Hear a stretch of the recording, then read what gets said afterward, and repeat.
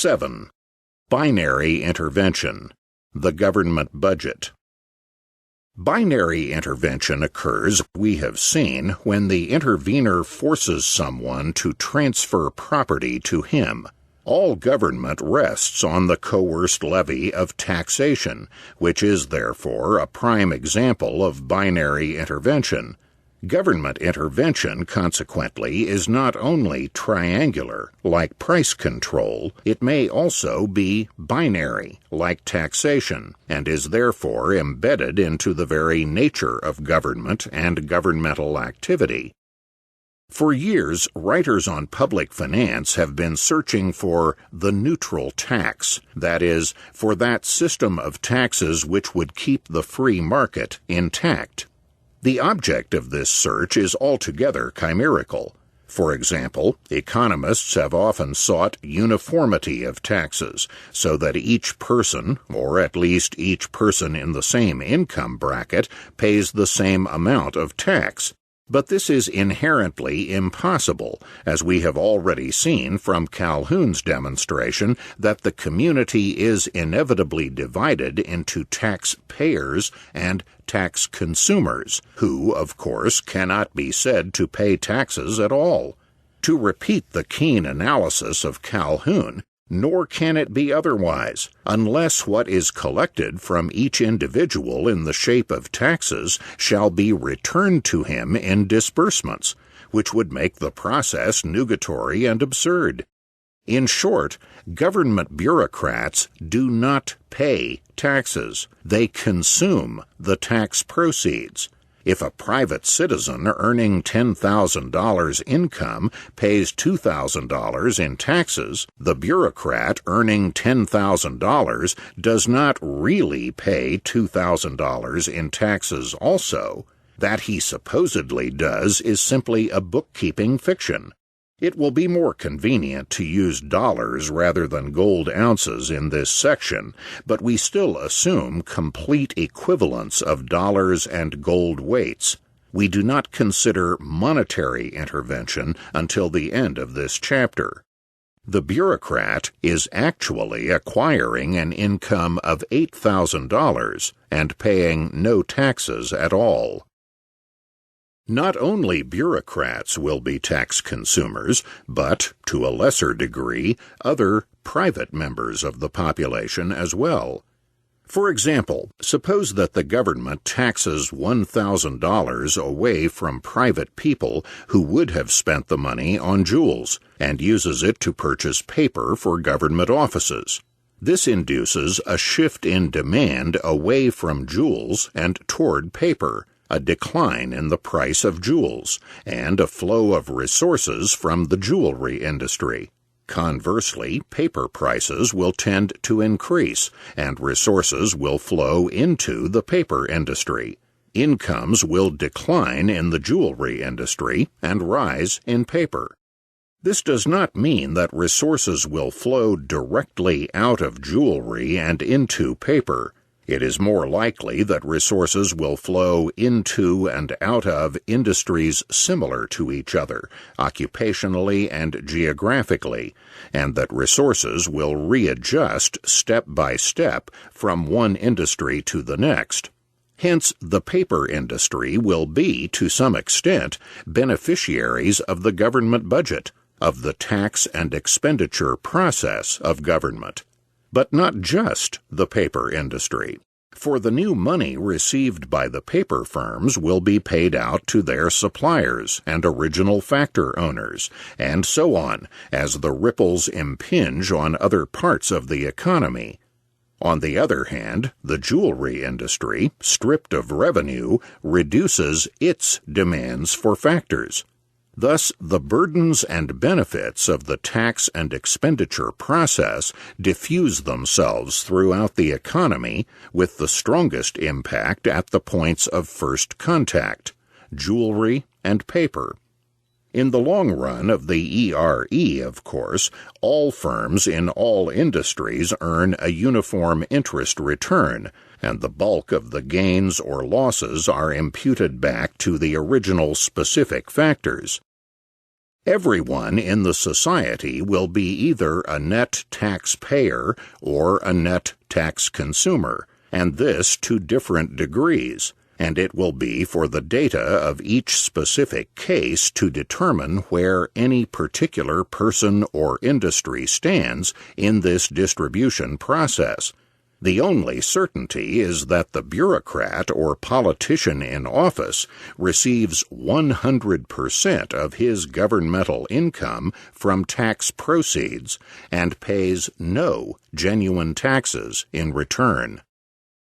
The tax and expenditure process, therefore, will inevitably distort the allocation of productive factors, the types of goods produced, and the pattern of incomes, from what they would be on the free market.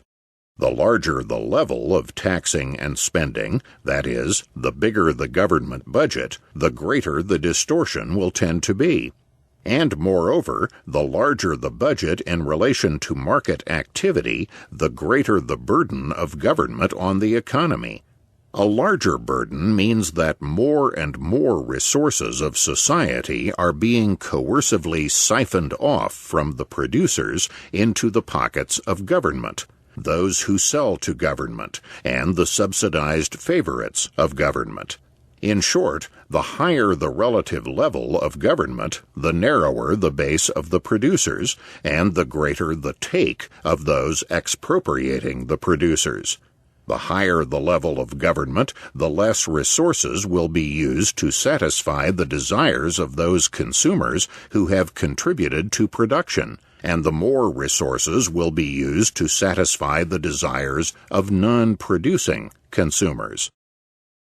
There has been a great deal of controversy among economists on how to approach the analysis of taxation.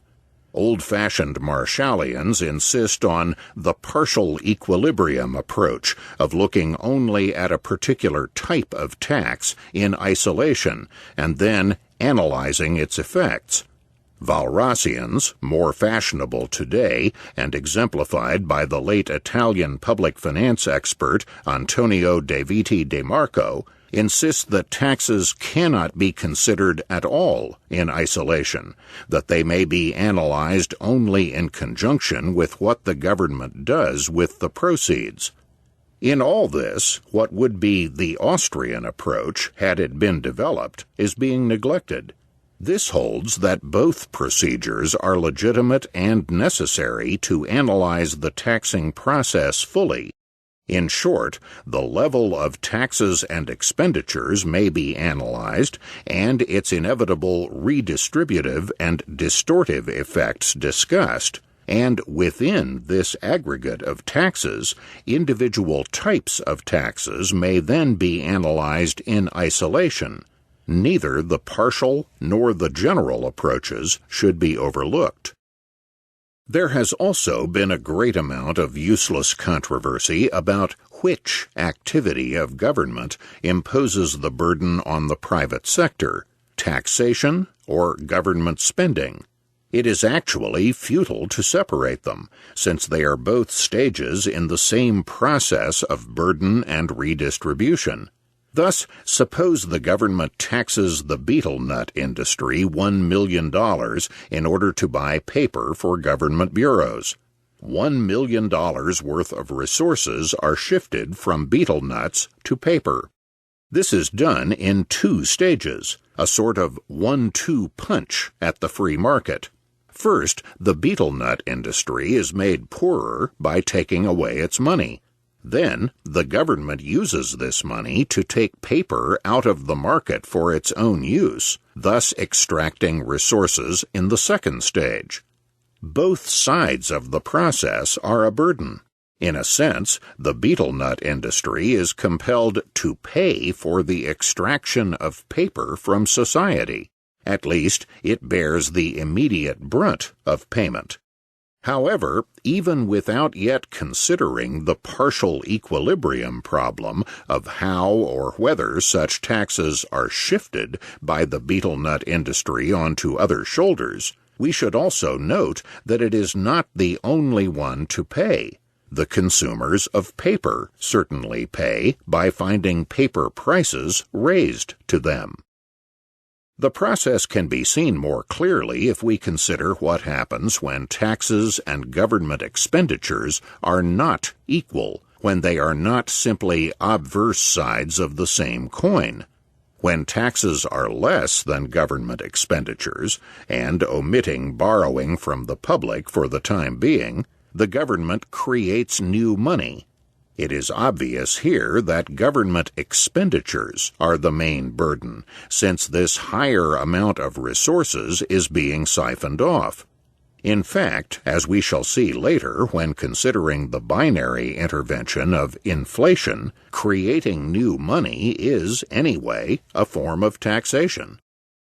But what of that rare case when taxation is higher than government spending?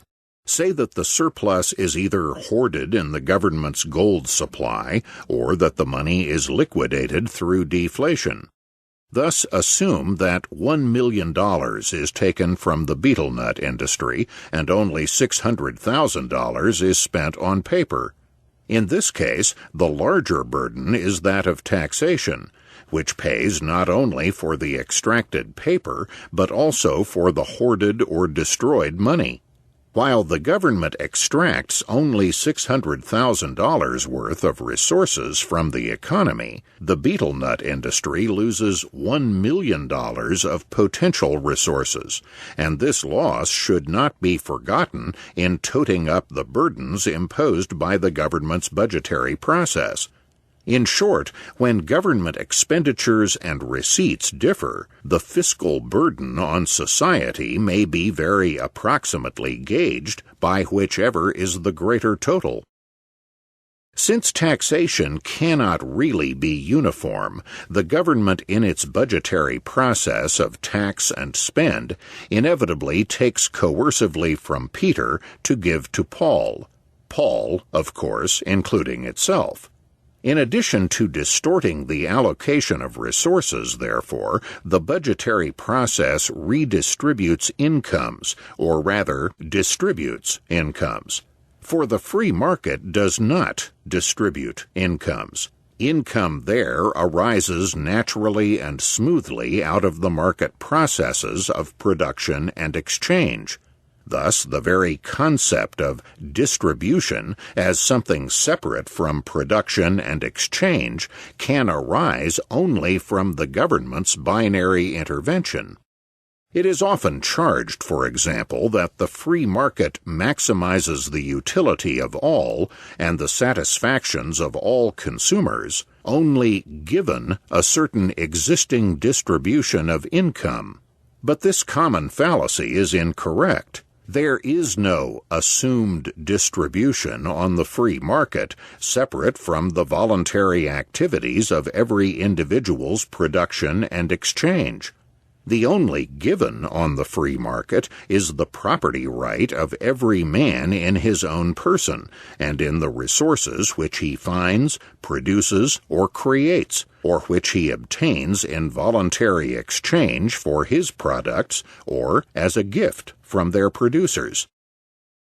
The binary intervention of the government's budget, on the other hand, impairs this property right of everyone in his own product and creates the separate process and the problem of distribution. No longer do income and wealth flow purely from service rendered on the market. They now flow to special privilege created by the state and away from those specially burdened by the state. There are many economists who regard the free market as only being free of triangular interference. Such binary interference as taxation is not considered intervention in the purity of the free market. The economists of the Chicago School, headed by Frank H. Knight, have been particularly adept at splitting man's economic activity and confining the market to a narrow compass.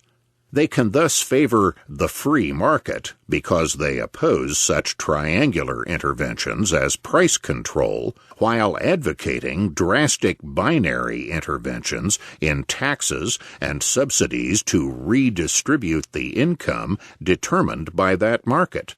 In short, the market is to be left free in one sphere, while being subject to perpetual harassment and reshuffling by outside coercion. This concept assumes that man is fragmented, that the market man is not concerned with what happens to himself as a subject to government man. This is purely an impermissible myth, which we might call the tax illusion, the idea that people do not consider what they earn after taxes, but only before taxes. In short, if A earns $9,000 a year on the market, B $5,000, and C $1,000, and the government decides to keep redistributing the incomes so that each earns $5,000, the individuals, apprised of this, are not going to keep foolishly assuming that they are still earning what they did before. They are going to take the taxes and subsidies into account. Thus we see that the government budgetary process is a coercive shift of resources and incomes from producers on the market to non-producers. It is also a coercive interference with the free choices of individuals by those constituting the government. Later, we shall analyze the nature and consequences of government spending in more detail. At this time, let us emphasize the important point that government cannot be in any way a fountain of resources. All that it spends, all that it distributes in largesse, it must first acquire in revenue. That is, it must first extract from the private sector. The great bulk of the revenues of government, the very nub of its power and its essence, is taxation, to which we turn in the next section. Another method is inflation, the creation of new money. A third method is borrowing from the public. A fourth method, revenue from sale of governmental goods or services, is a peculiar form of taxation. At the very least, to acquire the original assets for this business, taxation is needed.